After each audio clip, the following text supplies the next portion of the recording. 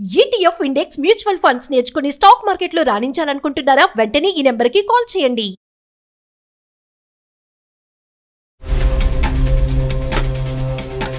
First night రోజు రాత్రి నేను ఆయనతో సరదాగా పేరు పెట్టి పిలిచాను మేడం. నన్ను పేరు పెట్టి నువ్వు పిలుస్తావా అని చెప్పి ఆయన కోపంతో బాటిల్ తో నా తల మీద పగల కొట్టేసాను. నాకు 6 కుట్లు పట్టేసారు తలకి. అతను పెళ్లికి ముందే 3 సార్లు సూసైడ్ అటెంప్ట్ చేశారంట సార్. ఏ కారణము? అమ్మాయి కోసం అని చెప్పి లవ్ ఫెయిల్యూర్ అని అప్పుడు దానికోసం చేసుకున్నారంట. తర్వాత 3 నెలలు ఇంట్లో ఉండకుండా బయటికి వెళ్ళిపోయారంట సార్. అప్పుడు కూడా అటెంప్ట్ చేశారంట.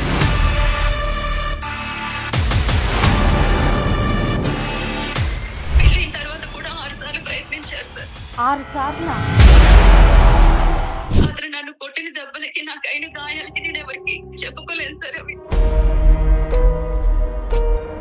అతను ఎందుకు అతన్ని హాని చేసుకుంటాడు అనేది మాకు అర్థం కావట్లేదు. పిచ్చివాడు లాంటి వాడు సార్.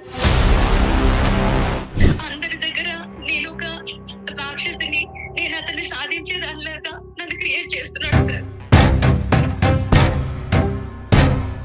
ఒకసారి బ్లేడ్ తో చేయంతో కోసుకున్నారు సార్. అమ్మో, మొత్తం అన్ని వేరియేషన్స్ కవర్ అయిపోయినాయిగా. అంటే రోజు నేను బయటికి వెళ్ళిన తర్వాత నువ్వు చేసే పని ఇదేనా? నువ్వు అక్కడే ఉండు, నువ్వు వచ్చేసరికి ఇక్కడ నా సేవం చూస్తావు, సరేనా? నువ్వు ఆనే ఉండు. అబద్ధాలు చాలా చెప్తున్నా మీకు, నాకు అర్థమైంది. ఏంటంటే అబద్ధం చెప్తేనే ప్రాణం తీసుకుంటారా?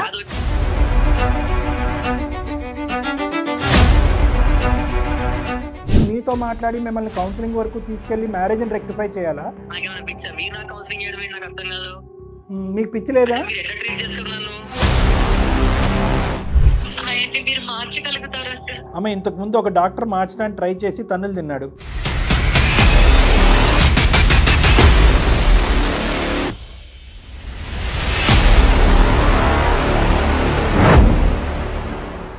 అందమైన జీవితం కార్యక్రమానికి స్వాగతం. నమస్తే కళ్యాణ్ గారు. నమస్తే జయ గారు. లావణ్య అని ఒక అమ్మాయి మెయిల్ చేసిందండి. ఇది వైఫ్ అండ్ హస్బెండ్ మధ్య ఇష్యూ. సాధారణంగా ఏవో చిన్న చిన్న గొడవలు అవుతాయి, లేకపోతే కలుసుందామనో విడిపోవాలని అనుకుంటారు కదా. తనకి ఎటూ అర్థం కావట్లేదు. అసలు ఈ సమస్య ఏంటి? ఇలా కూడా మనుషులు ఉంటారా? ఇట్లాంటి వ్యక్తితో నేను జీవితం ముందుకు తీసుకెళ్లాలా, ఆగిపోవాలా? అలాంటి ఒక డౌట్తో మనకి మెయిల్ చేసిందండి. సో ఇమీడియట్గా తీసుకుందాం, ఫ్యామిలీ ఇష్యూ అనేసి అనిపించింది. సో నెంబర్ ఇచ్చిందండి, నేను కాల్ చేసాను మేడం.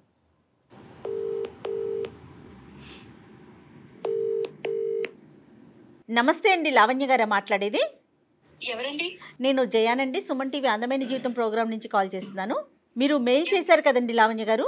ఓకే, నాతో పాటు డాక్టర్ కళ్యాణ్ చక్రవర్తి గారు కూడా ఉన్నారండి. ఒక్కసారి మీ సమస్య ఏంటో చెప్తారా?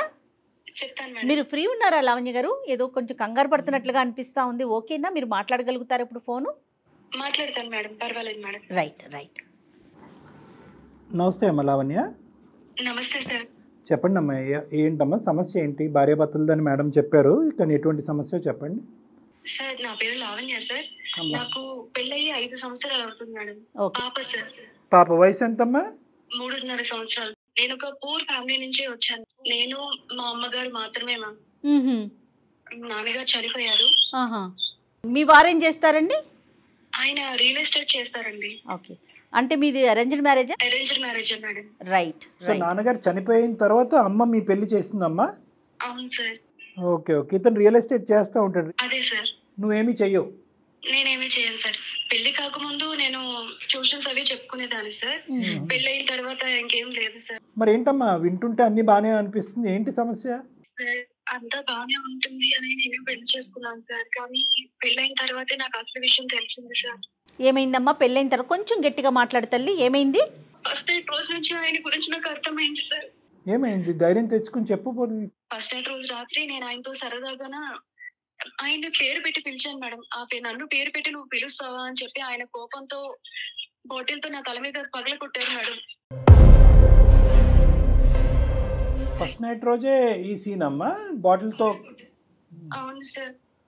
కానీ అది నేను బయటికి చెప్పుకోలేకపోయాను సార్. సరదాగా మాట్లాడదామన్నా కూడా ఆయన సరదాగా మాట్లాడారు సార్. కోపం, యాంగర్ ఇష్యూస్. ఇంతకు ముందు పెళ్లికి ముందు కాల్లో మాట్లాడినప్పుడు ఆయన నేనేమైనా మాట్లాడినా కూడా నేను సీరియస్ గా తీసుకున్నా ఏమన్నా ఆయన చాలా కోపంగా నువ్వెందుకు అలా మాట్లాడుతున్నావు, నువ్వేంటి అని చెప్పి కోపడేవారు.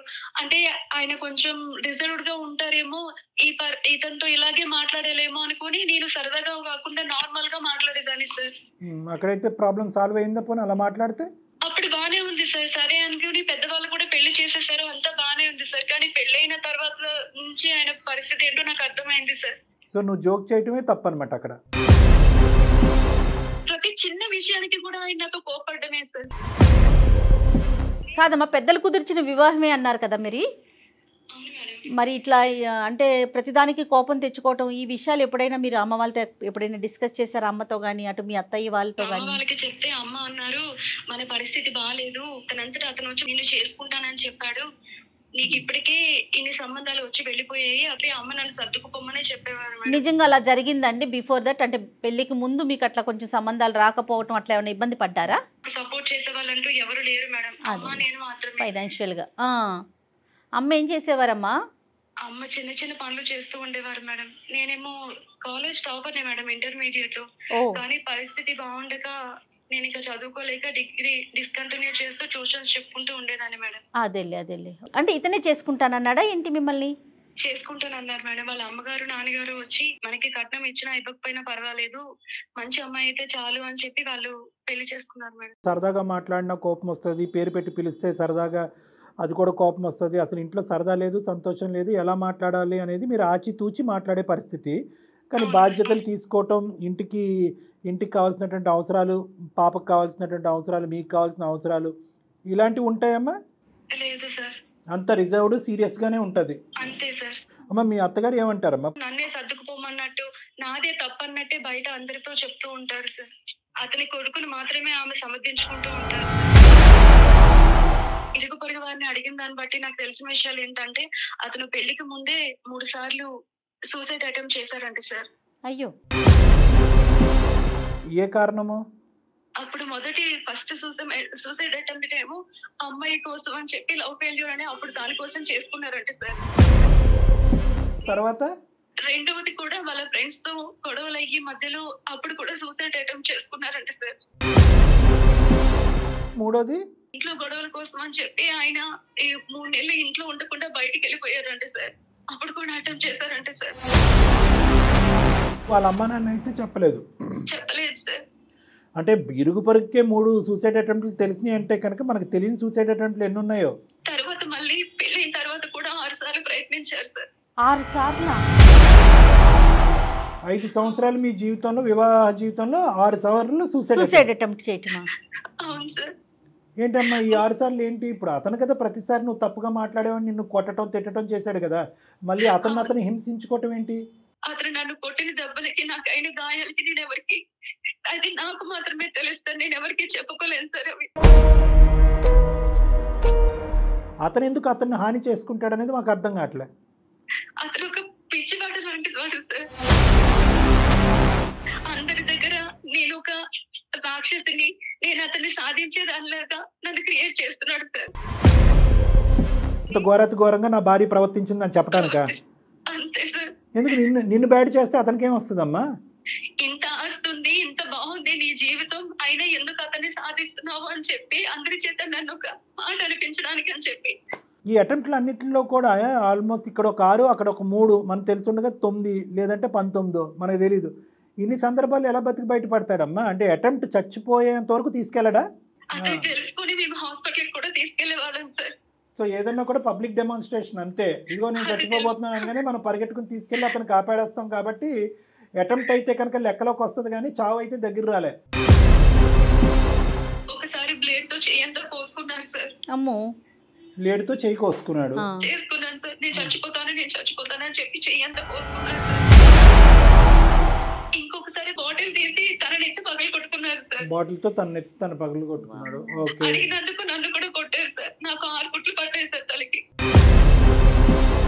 అదే నేను ఏంటంటే ఇంకా ఈ సూసైడ్ అటెంప్ట్లో ఇంకేమైనా కొత్త వేరియేషన్స్ చెప్తావా? మొత్తం అన్ని వేరియేషన్స్ కవర్ అయిపోయినాయి. ఇక కోసుకోవటం, బాటిల్తో తల కొట్టుకోవటం, పాయిజన్ కూడా తీసుకున్నారు సార్ ఒకసారి. పాయిజన్. అంటే అతను నిజంగా చనిపోవాలనేనా లేకపోతే మిమ్మల్ని ఏమైనా బెదిరించాలని అలా చేస్తున్నాడా? బెదిరిస్తారు, మమ్మల్ని బెదిరించి సాధించడానికి మేడం. అంటే నెగిటివ్ అట్మాస్ఫియర్ క్రియేట్ చేసి ఇక్కడ నేను విక్టిమ్, మా వైఫ్ ఇస్ ద కల్ప్రిట్ అని చెప్పి ఆవిడని బ్యాడ్ చేయటం గురించి ఒకటి. ఓకే. ఆవిడని బ్యాడ్ చేయటం ద్వారా నలుగురు నోట్లలో ఈ అమ్మాయి పేరు నాంతది కదా మేడం, అమ్మాయి అవునండి, ఇలాగంటే అవును. అతను మంచోడు అంట కదా అని చెప్పి ప్రాణం పోతుందిగా మరి. అంతవరకు తెచ్చుకోరు మేడం వీళ్ళు. ఏంటంటే తెచ్చుకోరండి? క్రానిక్ సూసైడ్ అటెంప్ట్స్ అంటే మనం ఆత్మహత్య చేసుకునేటటువంటి వాళ్ళందరిని కూడా ఎవరైతే కనుక అటువంటి ప్రయత్నం చేశారో వాళ్ళందరూ కూడా నాటకీయంగా చేస్తారు, అటెన్షన్ డ్రా చేయడం గురించి చేస్తారు, నలుగురు కళ్ళల్లోకి కనిపించేటటువంటి విధంగా చేస్తారని చెప్పి అవమానకరంగా మాట్లాడే ఉద్దేశం మంది కాదమ్మా.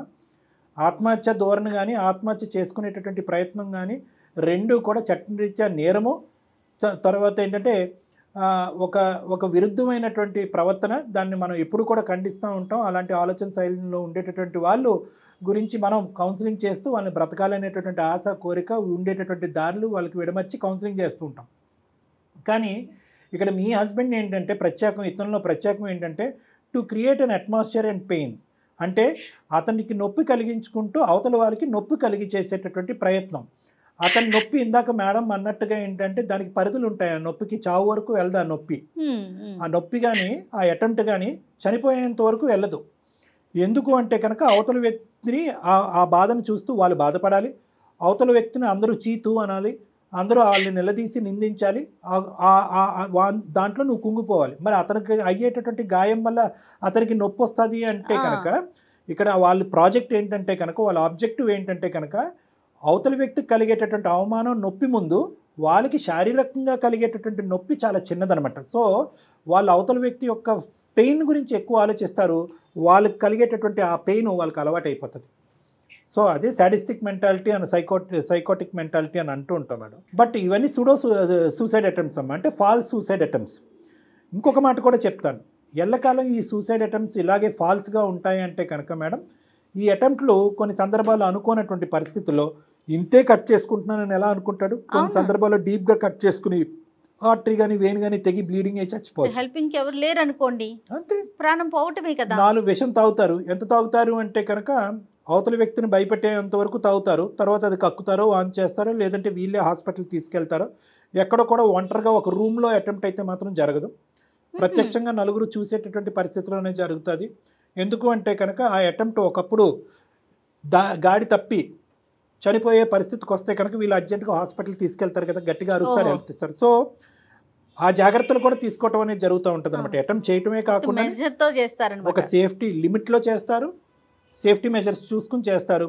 అతనికి ఉన్నటువంటి అంబులెన్స్ కానీ 108 నెంబర్ కానీ వాళ్ళ ఆవిడే ఇక్కడ. Correct sir. అయ్యో ఏమండి ఆగండి, మీరు ఇలా చేసుకోకండి, కట్టేయటం. పరిస్థితి ఇలా ఉందని చెప్పి నేను ఒక డాక్టర్ దగ్గరికి తీసుకెళ్ళాను సార్. ఇతను ఎందుకు ఇలా ప్రవర్తిస్తున్నారు ఒకసారి తెలుసుకుందామని డాక్టర్ గారికి చూపిద్దామని తీసుకెళ్తే కొట్టారు సార్ ఆయన్ని. నేనేం పిచ్చివాడిని కాదు, నేను చాలా బాగున్నాను, మీరు ఎందుకు నన్ను ఇలా చేస్తున్నారని చెప్పి ఆయన మీద కూడా ఆయన చేసుకున్నారు సార్. మా ఇద్దరి ఈ గొడవల వల్ల పాప భయపడిపోతుంది సార్. న్యాచురల్లీ అమ్మా, న్యాచురల్లీ. నీ ఓపిక మేము మెచ్చుకోవాలా, లేదంటే ఆ చంటిబిడ్డకి భయంకరమైన వాతావరణం చూపెడుతూ ఆ అమ్మాయి కూడా ఇదే పరిస్థితిలో రేపొద్దున అదే నడవడిక అంటే అమ్మ నాకు ఇది ఇవ్వమ్మా అంటే నేను ఇవ్వను, అయితే నేను కోసుకుంటాను, అమ్మ నాకు ఇలా చెయ్యమ్మా నేను చెయ్యను, అయితే నేను ఇక్కడి నుంచి దుంకేస్తాను అనేటటువంటి మాట రేపొద్దున నీ కూతురు కూడా మాట్లాడినా కూడా మనం ఆశ్చర్యపడక్కర్లేదమ్మా. సరే పరిస్థితి వల్ల నేను నా పాప ఏమైపోలే అర్థం కావట్లేదు సార్ అతని వల్ల. 1కి 100 సార్లు అన్నం ఉడికిందో లేదో ఒక మెతుకు తింటే చాలు, ఈ వ్యక్తి మంచోడా శాడిస్టా అనేటటువంటిది మనకు అర్థం అవుతుంది. సైకోటిక్.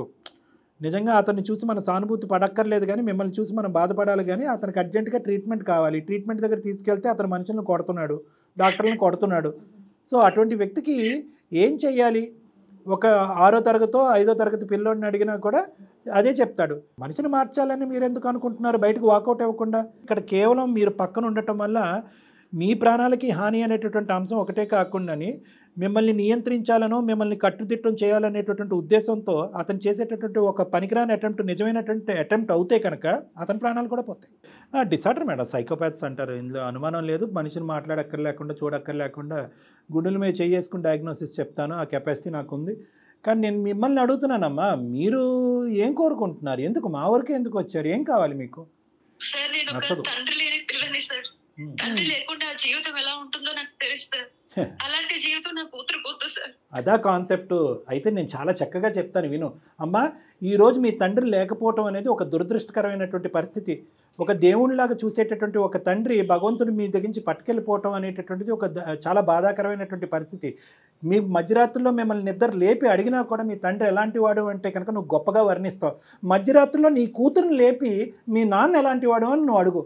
ఆ తండ్రికి ఈ తండ్రికి పోల్చొద్దమ్మా. అర్థమైందా? ఆ తండ్రి నీకు లేకపోవటం అనేటటువంటిది నీ దురదృష్టం. ఈ తండ్రి ఈ అమ్మాయి నీ బిడ్డకి చూపెట్టకపోవటం అనేది రానున్న రోజుల్లో నువ్వు చేసుకోబోయే అదృష్టం. ఎందుకంటే పచ్చిగా నేనేం చెప్పను. ఆడపిల్లండి, నాలాంటి ఆడపిల్ల అంటే నీ జీవితానికి నీ బిడ్డ జీవితానికి ముడిపెట్టదు. కంపేర్ చేసుకోకండి. ఆ తండ్రి లేకపోవటం వేరో, ఈ తండ్రి ఉన్నా కూడా చాలా భయంకరమైన పరిస్థితులు ఉంటాయి మీకు రానున్న రోజుల్లో. ఊహించుకోనటువంటి పరిస్థితులు ఉంటాయి. మీరు మార్చగలుగుతారా సార్? అమ్మా, ఇంతకుముందు మీ ట్రీట్మెంట్ ద్వారా ఇంతకుముందు ఒక డాక్టర్ మార్చడానికి ట్రై చేసి తన్నులు తిన్నాడు. పేషెంట్ తనకు తానుగా నాకు ప్రాబ్లం ఉందని వస్తున్నాడా, లేదంటే బలవంతంగా ఎవరైనా తీసుకొస్తున్నారా? నెంబర్ 1. ఇక్కడ క్లియర్ కట్గా లావణ్య తీసుకొస్తే అతను వస్తాడు, లేదంటే అతను రాడు. అది కూడా కష్టమేనేమో. అది కూడా కష్టమేనేమో. Right sir. నెంబర్ 1. నెంబర్ 2 ఏంటంటే, నా ప్రవర్తన వల్ల నలుగురు ఇబ్బంది పడ్డారు, నా ప్రవర్తన నాకే సిగ్గుచేటుగా ఉంది, నేను మారాలి అనేటటువంటి దృక్పథంతో వచ్చేటటువంటిది 2. అది 3వ అంశం ఏంటంటే కనుక చాలా ఇంపార్టెంటు. ఆ ట్రీట్మెంట్కి ఎంత టైం పట్టినా, ఎంత సమయం వెచ్చించినా, మందులైనా కౌన్సిలింగ్ అయినా అన్ని ద్వారాలు తెరాలి. ఇటువంటి ప్రత్యేకమైనటువంటి క్రైటీరియాని అంగీకరించేటటువంటి వ్యక్తి వచ్చి నిలబడితేనే మార్పు. ఏదో తూతూ మంత్రంగా ఇప్పుడు లావణ్య ఖచ్చితంగా అంటది, ఏమండి నేను డాక్టర్ గారితోనే మాట్లాడాను, జయ మేడంతో మాట్లాడాను, అందమైన జీవితంలో ప్రోగ్రాంలో నేను ఒక ఈమెయిల్ పెట్టిన తర్వాత వాళ్ళు మిమ్మల్ని ఒక శాడిస్ట్ కింద సర్టిఫై చేసేసారు కాబట్టి మీతో పాటు ఉంటే కనుక నా ప్రాణాలకి, నా బిడ్డ ప్రాణాలకి హాని ఉంది కాబట్టి గుడ్ బై అని అంటే కనుక ఖచ్చితంగా ఈ వ్యక్తి కౌన్సిలింగ్కి వస్తాడు. ఓన్లీ కౌన్సిలింగ్ ఒకటే కాదమ్మా, ఇలాంటి వాళ్ళకి ట్రాన్స్ఫర్మేషన్ రీహాబిలిటేషన్ యూనిట్స్ అని ఉంటాయి. బిహేవియరల్ మాడిఫికేషన్ థెరపీస్ ఇస్తూ ఉంటారు. ఆ బిహేవియరల్ మాడిఫికేషన్ థెరపీ ఏంటంటే అందులో అతన్ని కూర్చోపెట్టి అవతల వ్యక్తికి ఇచ్చేటటువంటి బాధని, నొప్పిని అతనికి అర్థమయ్యేటటువంటి విధంగా ఎక్స్ప్లెయిన్ చేస్తారు. ఒరే బాబు కూర్చో, నువ్వు ఇలా చేసావు, దీనివల్ల ఇలా ఉంది అని రిపీటెడ్గా ఒక వాతావరణంలో కూర్చోపెట్టి ఎక్స్ప్లెయిన్ చేసేటటువంటి ప్రక్రియ.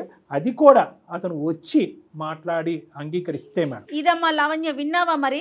అతనితో ఒకసారి మాట్లాడండి మేడం. 99% అతను మారిపోయాడు అని అనుకుందాం.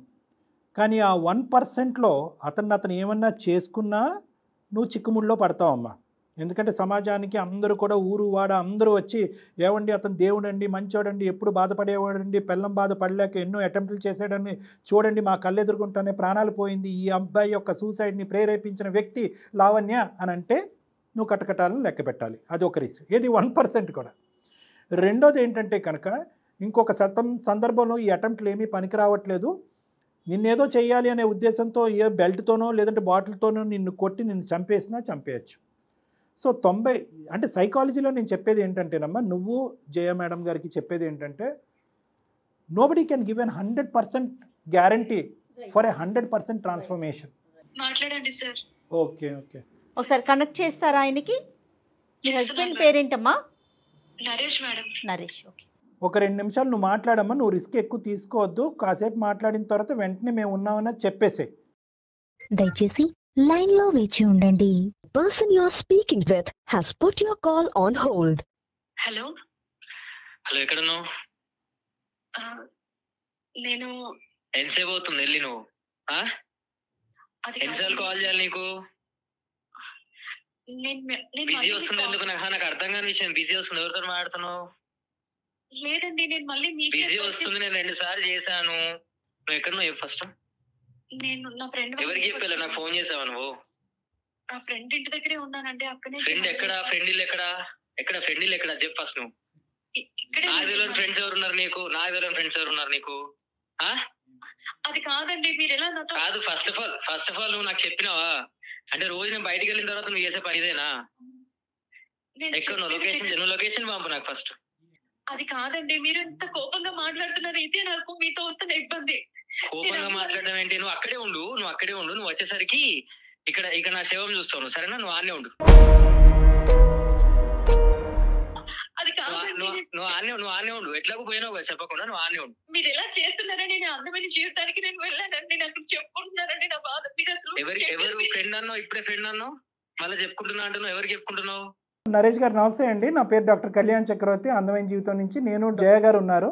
అంటే మీ మిస్సెస్ మాకు ఒక ఈమెయిల్ పంపించడం వల్ల మీరు డాక్టర్ అని చెప్పేసి అని అంటున్నారు కదా, మరి ఈ అబద్ధాలు ఆడటం ఎందుకు? ఫస్ట్ ఆఫ్ ఆల్ నా ఫ్యామిలీ విషయం గురించి మీరు ఎందుకు మాట్లాడాలి?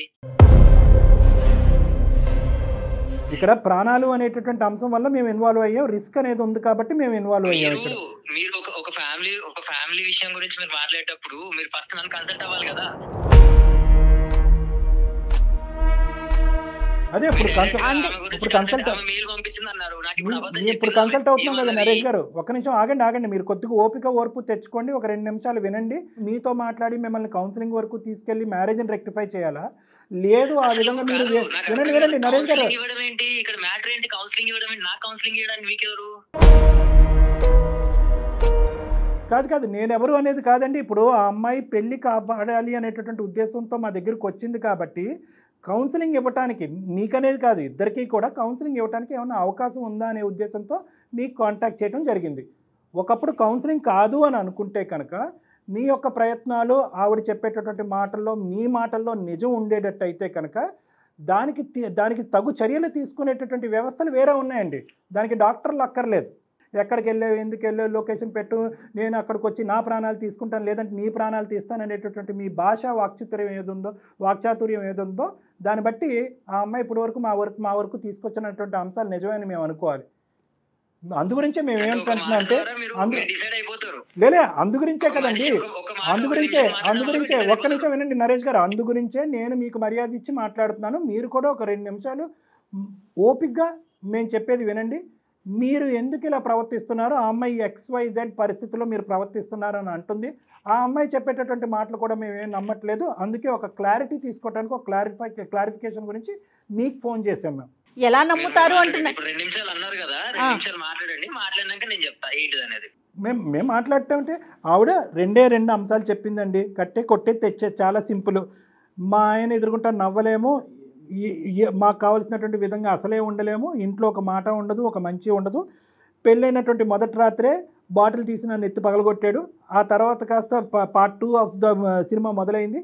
అతన్ని రకరకాల విధాలుగా హింసించుకుంటూ, బాధ పెట్టుకుంటూ, ఊరు వాడ ఇదిగో మా ఆవిడ ప్రేరేపించడం వల్ల నేను ఇంత హింసకు గురవుతున్నాను, ఇలా చచ్చిపోవడానికి ప్రయత్నం చేస్తానని చెడ్డ పేరు తెచ్చేటటువంటి ప్రయత్నంలో ఉంది. ఈ పెళ్లిలో నాకు ఒక సంతోషం లేదు, సుఖం లేదు, మారితే కనుక ఉంటాను, మారకపోతే దారి చూపెట్టండి అని ఆవిడ అడిగారు.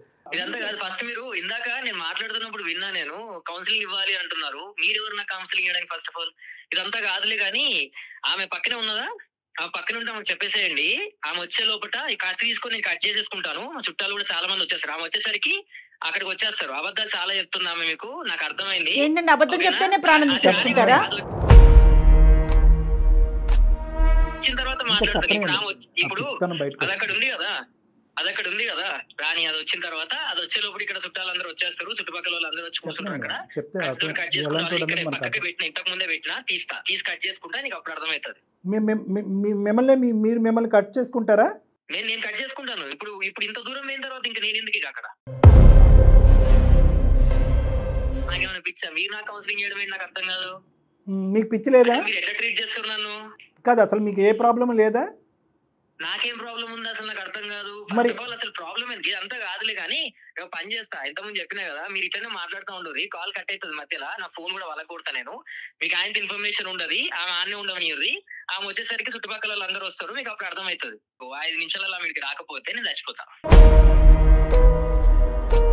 వచ్చిన తర్వాత కూర్చొని ఏడ్చుకోమని చెప్పండి. కాదు 5 నిమిషాలు ఏంటండి, 10 నిమిషాలు కూడా ఎవరా? ఆవిడ ఎక్కడుందో తెలియకుండా ఆవిడ రాకముందే మీరు అనవసరం. హలో ఏంటి కళ్యాణ్ గారు, ఏంటి ఇంత విచిత్రంగా ఉన్నాడేంటి ఇతను? ఆయన మాటలు చూస్తున్నారు కదా, ఇలాగే ఉంటుంది సార్. అమ్మ ఇలాగే ఉంటుంది అన్నది, ఇలాగే ఉంటుంది అన్నది నువ్వు మాకు కళ్ళకు కట్టినట్టు చెప్పావు. పరిస్థితులు ఎలా ఉండబోతున్నాయి అనేటటువంటిది మేము కూడా వివరించాము. అయినా కానీ అతనితో మాట్లాడి సోకాల్డ్ కౌన్సిలింగ్ చేసి ఆ వ్యక్తిని దేవుడి కింద మార్చేయండి అని అన్నావు. అవ్వదు అని నేను అప్పుడే చెప్పాను. కానీ ఒకసారి ట్రై చేయండి అని అన్నావు. అయితే కౌన్సిలింగ్ అనేటటువంటిది ఎవరికన్నా ఇవ్వాలి అంటే కనుక ఫస్ట్ నీకు ఇవ్వాలి. ఈ శాడిస్ట్ ముందు నువ్వేంటంటే పెళ్ళి బంధం కూతురు భవిష్యత్తు అని చెప్పి నువ్వు నరకయాతన అనుభవిస్తున్నావు, ఆ బిడ్డకు కూడా తన భవిష్యత్తుని అంధకారం చేసేస్తున్నావు. నీకు కావాలి కౌన్సిలింగ్. ఎందుకమ్మా అంత బలహీనత? లోకం ఏమనుకుంటారు, ఊరు వాళ్ళు ఏమనుకుంటారు, లోకం ఏమన్నా అనుకొని నువ్వే శాడిస్ట్, నీ వల్లే అతను ఆత్మహత్య చేసుకుంటున్నాడని అనుకొని నీ ప్రాణాలు కాపాడుకో తల్లి, పిల్ల జీవితం భవిష్యత్తు కాపాడుకో. నీకు కౌన్సిలింగ్ కావాలి. ఇది ఒక వ్యక్తిత్వపరమైనటువంటి శాడిజము, ఇది ఒక వ్యక్తిపరమైనటువంటి సైకోపాథిజము. సో ఇది ఒక వ్యక్తిత్వపరమైనటువంటి భయంకరమైనటువంటి ఒక లోపం. సో కాబట్టి ఇలాంటి వాళ్ళకి ట్రీట్మెంట్ ఇవ్వటం కానీ, వాళ్ళు నడుచుకుని వచ్చి ట్రీట్మెంట్ తీసుకోవటం కానీ చాలా రేరు, చాలా కష్టం కూడా. ఇందాక నేను చెప్పాను కదా, అతను మన ఇందాక నేను ఇంకోటి కూడా అన్నారు, ఈ అమ్మాయి వాకౌట్ అయిపోతుంది అనేటటువంటి ఆలోచన అతనికి చెప్తే కనుక బహుశా మన వరకు వస్తాడేమో అని చెప్పి అతను ఈరోజు ఆ అవకాశాన్ని కూడా ఇవ్వలేదు మాకు. ఫోన్ కట్ చేసాడు, వెళ్ళిపోయాడు. అది ఇవ్వాలని కూడా నేను అనుకోలేదమ్మా. ఎందుకంటే కనుక నువ్వేదో వెళ్ళిపోతావు అని చెప్పి అతనికి గన్ను పెట్టి అతని నా కౌన్సిలింగ్ తీసుకొచ్చి మార్చి మళ్ళీ మీ ఇంట్లో పెడితే కనుక, అదిగో నువ్వు అలా థ్రెట్ చేయటం వల్లే నేను కౌన్సిలింగ్కి వెళ్ళాను, ఇదివరకు 1% శాడిజమే, ఇప్పుడు నీకు 100% చూపెడతానని డబల్ ట్రబుల్ చూపెడతాడు. నేను జయ మేడం నీ తరపున నిలబడతాం, నీకు కావాల్సినటువంటి హెల్ప్ చేస్తాం, అన్ని విధాలుగా నీకు సపోర్ట్ చేస్తాం, మేము ఉన్నాం అనేటటువంటి నమ్మకంతో ధైర్యంగా నువ్వు ముందడుగంటే కనుక మళ్ళీ ఆ ఇంట్లో కాదు, ఆ ఇంటి బయటికి. సో నువ్వు ఒక అడుగయ్యి, దానికి సపోర్ట్ మేము ఉంటాము. నలుగురు సపోర్ట్ నీకు అక్కర్లేదు. నువ్వు పడినటువంటి అవమానాలు, నువ్వు పడినటువంటి బాధలు చాలు. అవి సెట్ ఎగ్జాంపుల్స్. ఇంకా ఎగ్జాంపుల్స్ వర్ణించుకుంటూ మారుతాడేమో అనేటటువంటి ఆశ కోరిక వదిలేసాయి. ఒక డాక్టర్ని కొట్టాడు, ఇంకో మమ్మల్ని కూడా ఈరోజు అవమానకరంగా మాట్లాడాడు. అటువంటి మనిషిని మార్చడం అనేటటువంటిది చాలా కష్టం. ఒక్క ఆఖరి మాటగా మీ మదర్కి చెప్పు, రెండోది 5 నిమిషాల్లో రాకపోతే కనుక నేనేదో చేసుకుంటా అన్నాడు కదా, ఇప్పుడు నువ్వు ఒంటరిగా నువ్వు వెళ్ళకు, ఒక అంబులెన్స్తో పాటు వెళ్ళాలి. అతన్ని ఏదన్నా నెక్స్ట్ జరగవలసినటువంటి ఏదైనా కార్యక్రమం పంచాయతీ ఉంటే కనుక అది పోలీస్ స్టేషన్లోనే జరగాలి. అక్కడ ఆ పోలీస్ స్టేషన్లో నువ్వు ఎటువంటి కేసెస్ ఫైల్ చేయాలి అనేటటువంటి లీగల్ సపోర్ట్ని మీకు ఇస్తాము. దాంతోపాటు లేదు ఇతని పరిస్థితి బాగాలేదు, ఏదైనా ఒక సైకాట్రిక్ రిహాబిలిటేషన్ సెంటర్కి వెళ్ళాలి అంటే, అతను ఆ పెళ్లిలో నువ్వు ఉండమని కాదు నేను అనేది, వెళ్ళాలి అంటే కనుక ఆ నిర్ణయం పోలీస్ స్టేషన్లోనే ఆ అంబులెన్స్ వాళ్ళు తీసుకుని ఆ చర్య అనేటటువంటిది ఆ దిక్కును వాళ్ళు వెళ్తారు. కానీ నేను నీకు చెప్పేది ఏంటంటే కనుక ఈ నెక్స్ట్ జరగబోయేటటువంటి స్టెప్స్లో మేము మీ తోడుంటాము. కానీ అతను ఒక స్టెప్ ముందుకు వచ్చి నేను మారిపోతాను లావణ్య నమ్మబలికినా కూడా దయచేసి ఆ ఉచ్చులో మళ్ళీ ఇరుక్కోవద్దు. మీ వల్ల ఎంతో మంది మారారు సార్, ఇతను కూడా అదే విధంగా మారతాడన్న ఆ చిన్న ఆశతో వచ్చాను సార్. అమ్మ ఇక్కడ మార్పు అనేది 2 మార్పులు అమ్మ. ఒక మార్పు ఏంటంటే నీలో మార్పు, అతనిలో మార్పు అని నువ్వు అంటున్నాం. కానీ మేము చేసినటువంటిది ఏంటంటే అందమైన జీవితం ఏదో ఒక మార్పు తీసుకొస్తుంది. నేను కానీ జయ మేడం కానీ ఇందులో మేము తీసుకొచ్చినటువంటి మార్పు ఏంటంటే నీకు ఒక రియలైజేషన్. మనం ఈరోజు చేసుకున్న ఒక అదృష్టం ఏదన్నా ఉంది అంటే కనుక, అతను తూతూ మంత్రంగా నేను మారిపోతాను సార్ మీ దగ్గరకు వస్తానంటే కనుక నువ్వు తుర్రుమని మళ్ళీ అక్కడికి వెళ్ళి ఉండేదానివి. మళ్ళీ ఈ కథ అంతా మళ్ళీ రీవైండ్లాగా చక్రంలా తిరిగేది. మనం ఈరోజు చేసుకున్న పుణ్య కార్యక్రమం, నువ్వు చేసుకున్న పుణ్య కార్యక్రమం ఏంటంటే ఆ 10 నిమిషాల్లో అతను ఒరిజినాలిటీ అంతా కూడా బయటపడింది. కాబట్టి అతను అస్సలు అంటే కనుక ఒక మ్యారేజ్ కానీ, ఒక తండ్రి పాత్రలో కానీ, ఒక భర్త పాత్రలో కానీ హీఈస్ నాట్ ఎలిజిబుల్ పర్సన్, ఒక సూటబుల్ పర్సన్ కాదు అనేది మనకు తేలిపోయింది. సమాజం మొత్తం అంతా కూడా అతను కరెక్ట్ అన్నా కూడా నేను జయ మేడం వచ్చి అతను నాట్ కరెక్ట్ అని చెప్పి పోలీస్ స్టేషన్కి అయితే పోలీస్ స్టేషన్, కోర్టుకి అయితే కనుక కోర్టుకు వచ్చి చెప్తాము. కాబట్టి నువ్వు రియలైజ్ అవ్వు, ఆ మార్పులు నీలో వచ్చేటటువంటి విధంగా నువ్వు నీ బిడ్డ నీ జీవితాలు కాపాడుకోండి. Right, okay, will be in touch అమ్మా.